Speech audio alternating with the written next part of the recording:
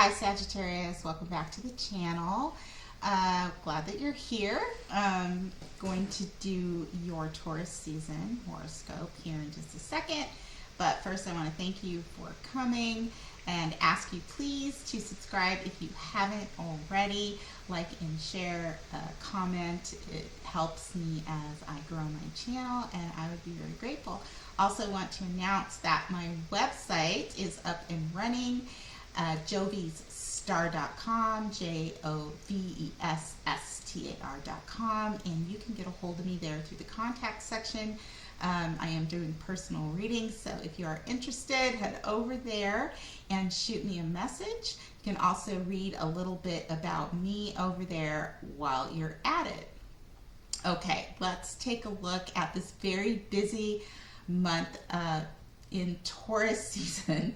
Busy for all of us, but we'll take a look at what's going on for you specifically, Sag, in the month of May. So Taurus, Sun is in Taurus, and that is hitting your 6th house of service and day-to-day routines. So it could be affecting your work.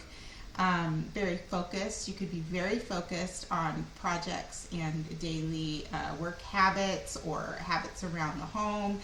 Be very focused on your health, so maybe workout routines or diets. Uranus is traveling there as well in the 6th house, also with Mercury, which will be moving out into Gemini here in just a few short days. That could be bringing a lot of planning and thinking and communicating, as you're moving through your day-to-day. Maybe you're preparing your house for something, or you're doing a project at work, or you're working with coworkers. Could be anything like that. Uranus traveling there, though, could cause some sudden changes, bring things about unexpectedly. So be on the lookout, or don't be surprised if something changes quite quickly.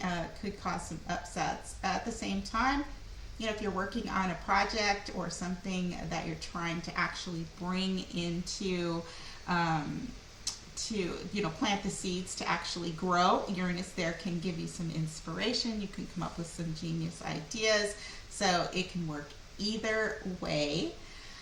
Want to talk about the nodes. The North Node in Taurus is in your 6th house, the same house, so service, health, routines. Something about this, the nodes sitting there, they are the nodes of fate, is pushing you towards creating a more simplistic, possibly day-to-day routine. Something that actually feels right for you, something that is more comfortable, to create more security. May have you really thinking about, just like I said, simplifying your day-to-day routines.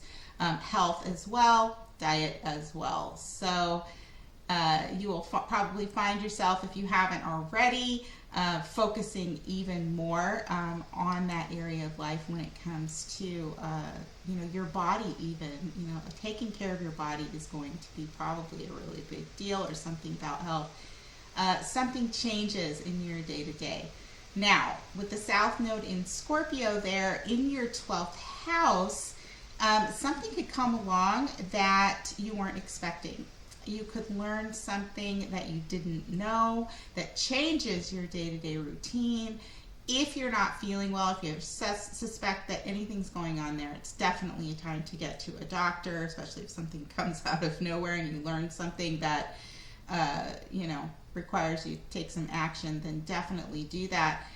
With Mercury sitting in there, and Uranus and the Sun, information, something that you didn't know that was going on, it could come out of nowhere and reveal itself, which might prompt you to make a change in your day-to-day routines or your health. Like I said, those nodes are squaring Saturn, that's been transiting in your 3rd house of the mind, communication. Saturn there, you could have been learning new things, maybe writing learning how to write, or learning some kind of new skill even. Also, you could be taking on a lot of responsibility in your immediate environment, or taking your immediate environment and the people you come in contact with, or what your mind is processing or thinking, or how you're communicating, very seriously these days. And with that T-square there, whatever's going on in your 12th house, whatever comes out that you didn't know, or whatever inspiration comes to you that pushes you towards changing something in your daily routines, you're probably feeling a push or a friction, or things could be happening that are really pulling you back down into making a change, because there might be restrictions, or just frustration, or delays, or aggravation, something telling you that you need to focus on your day-to-day routine and your health even, or the health of somebody else. Mercury's there, that can in your 6th house, that can represent other people. So something could reveal itself about the health of other people, or a change in somebody else's day-to-day routine that might affect you.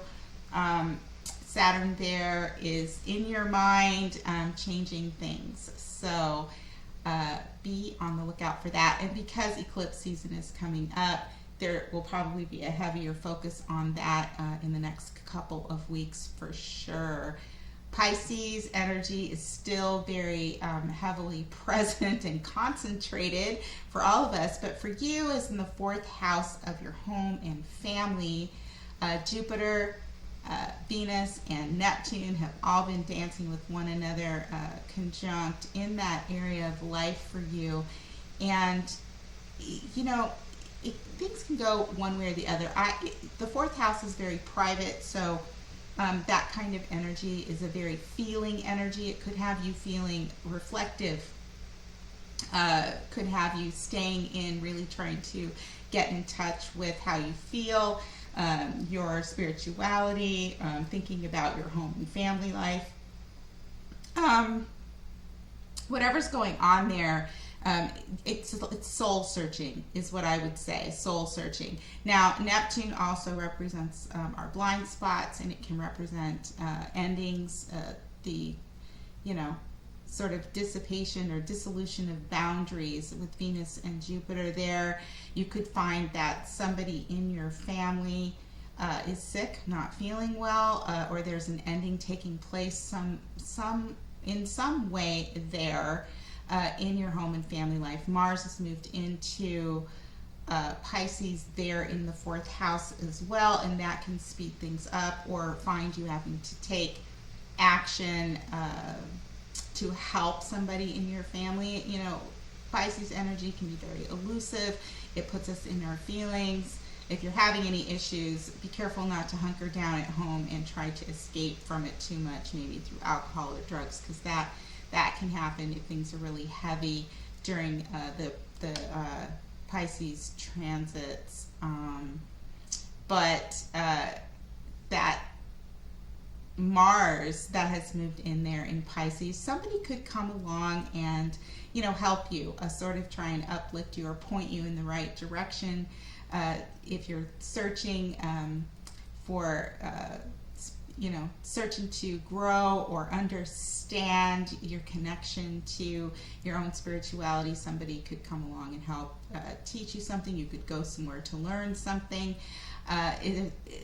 Pisces is a very compassionate energy, but it does dissolve boundaries, so we feel a lot more. So whatever's going on there in your home life, I would say it's very emotional and feeling. Hopefully it's not sad and you're not feeling depressed. Reach out for help. Mars there is speeding things up or giving you a little bit of energy to actually take some action.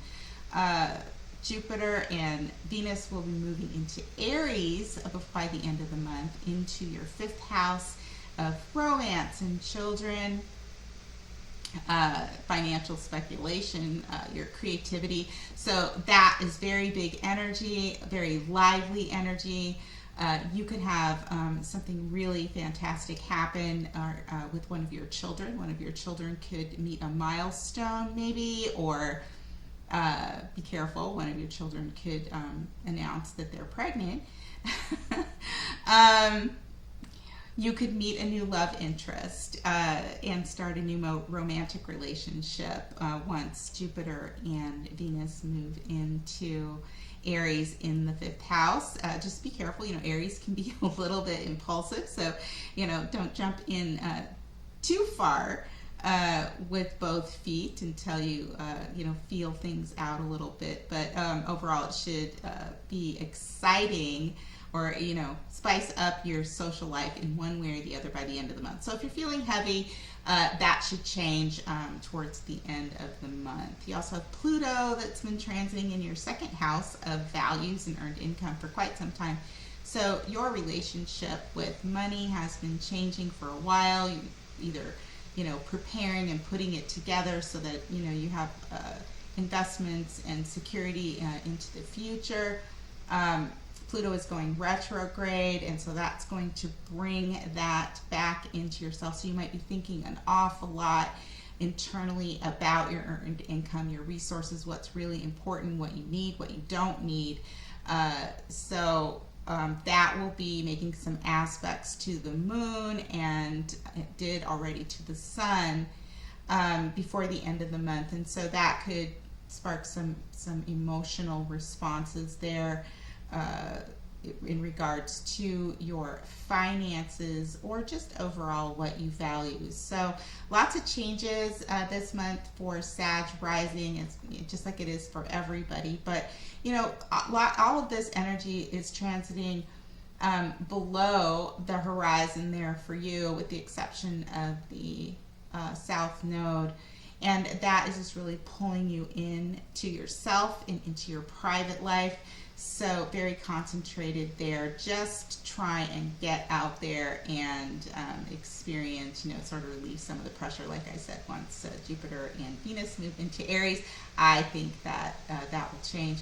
Mercury also moves into Gemini here very soon, which will be in your 7th house of relationships. So you could have some activity there. That's romantic relationships, significant others, also business partnerships, anything you might have a contract with. It's also the area where we deal with legal issues. Mercury going in there is going to speed up the activity there, a lot more communication, planning, things like that, where your relationships are concerned. Look for that to happen. Mercury moves into Gemini, I think on May the 2nd, 1st or 2nd. So for the balance of the month, there'll be some activity and discussions, possibly changes in the area of your relationships and partnerships. So I think we covered everything. Lunation tomorrow. We have a solar eclipse tomorrow, April 30th. I think I mentioned by the time this airs, it's probably going to be after the fact, but I'll be talking about that, planning on doing something for that. And then there is a lunar eclipse on May 15th in Scorpio. And so that should prove to be very interesting, especially since it's sitting in your 12th house. So we'll be talking about that as well. And otherwise, I will see you in June for your Gemini horoscope reading. And until then, may the stars forever be in your favor. Take good care, and I will talk to you soon.